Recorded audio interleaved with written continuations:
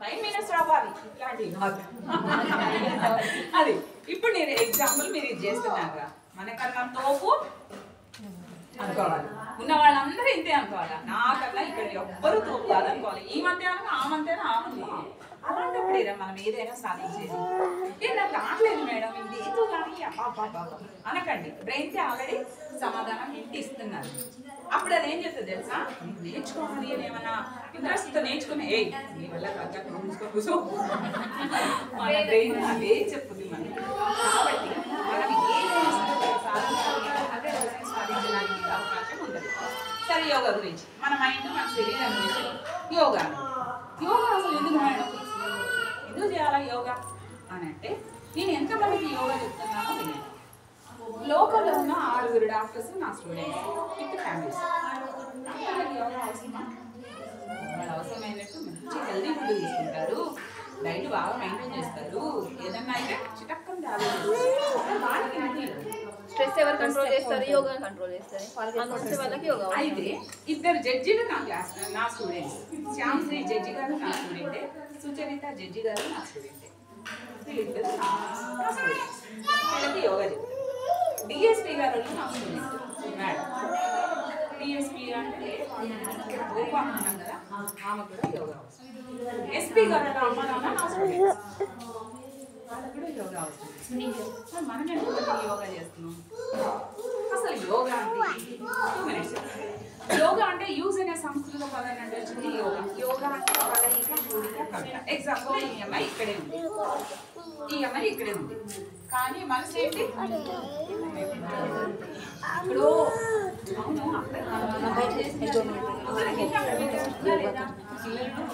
వస్తారో రాదు.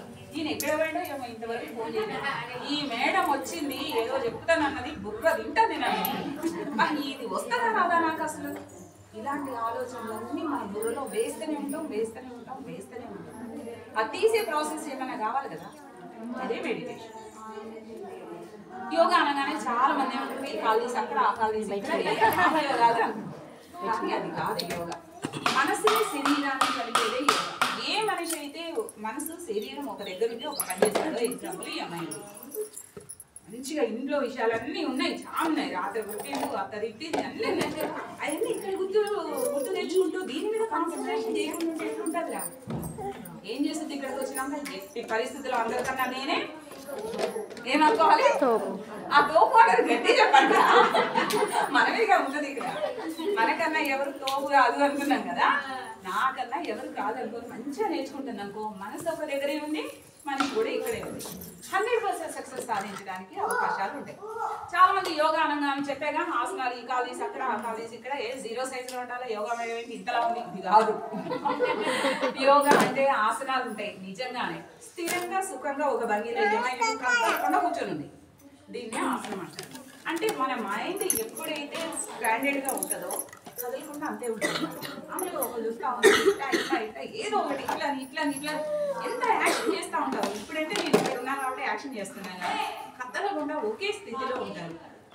దాన్ని ఆసనం అంటారు. స్థిరంగా సుఖంగా మైండ్ కూడా ఉంది అని. ప్రాణాయామ, కొన్ని ప్రాణాయామాలు ఉంటాయి. ఆ ప్రాణాయామ అంటే ఏంటంటే ప్రాణశక్తి, ఆయుష్ని పెంచేది, లంగ్ కెపాసిటీని పెంచేది ప్రాణాయామం. ఇక మెడిటేషన్ అంటే చెప్పే కదా ఆల్రెడీ. ఎగ్జాంపుల్ ఇంకొక ఎగ్జాంపుల్ చేస్తాం. ఇక్కడ ఈ హాల్లో అంతా చికాకు ఉంది. ఏం చేసినాం, పొద్దునే వచ్చి అబ్బా ఏంటి చికాకు అని తీసుకొచ్చి ఇక్కడ మూల పెట్టాం. రెండో రోజు ఏం చేసాం, తీసుకొచ్చి ఇక్కడే మూల పెట్టాం. ఎట్లా 3వ రోజు చూస్తే కొంచెం ఎక్కువైతున్నట్టుంది ఏంటి అనుకున్నాం, చాటా అన్నాం, చాట దొరకలేదు, మళ్ళీ అక్కడే ఉంది. 4వ రోజు వచ్చి మేడం ఏంటండి ఈ చెత్త అంతా ఏమన్నది ఏదో అంటే తీస్తే మేడం అన్నాం, మర్చిపోయి చెప్పాను. 5వ రోజు, 6వ రోజు, 7వ రోజు, ఒక వారం అయింది.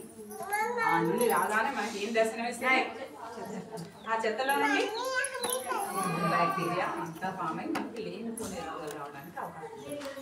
మరి అట్లనే మన బ్రెయిన్లో కూడా ప్రతి విషయాన్ని వేస్తూనే ఉన్నాం కదా. మరి తీసే ప్రాసెస్ ఏదైనా చేస్తేనే కదా.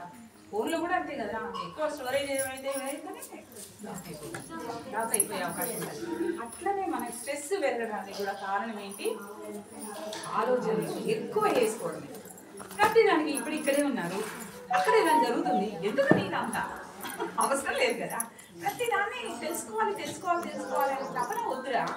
నీకు ఎంత తెలుసుకోవాలో అంతే తెలుసుకో, ఎక్కువ తెలుసుకోవాల్సిన అవసరం లేదు కదా. అంతే కదా, ఎంత తెలుసుకోవాలో అంత తెలుసుకో. తెలుసుకున్న తర్వాత కొంత దీన్ని ఎప్పటికప్పుడు డిలే చేస్తూ ఉండాలి. ఆ డిలే చేసే ప్రాసెస్ మెడిటేషన్. మెడిటేషన్ అంటే ఏంటి మేడం? తలంతా ఎరబోసుకొని తెల్ల శారీ వేసుకొని ఇట్లా కూర్చోవాలా? ప్రశాంతంగా కూర్చోండి, కొంచెం స్నానం చేసుకొని కూర్చోండి, కొంచెం ఏదో ఒక ఎక్సర్సైజ్ చేసి కూర్చోండి.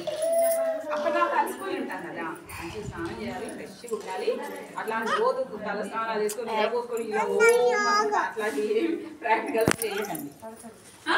కొంచెం చిరు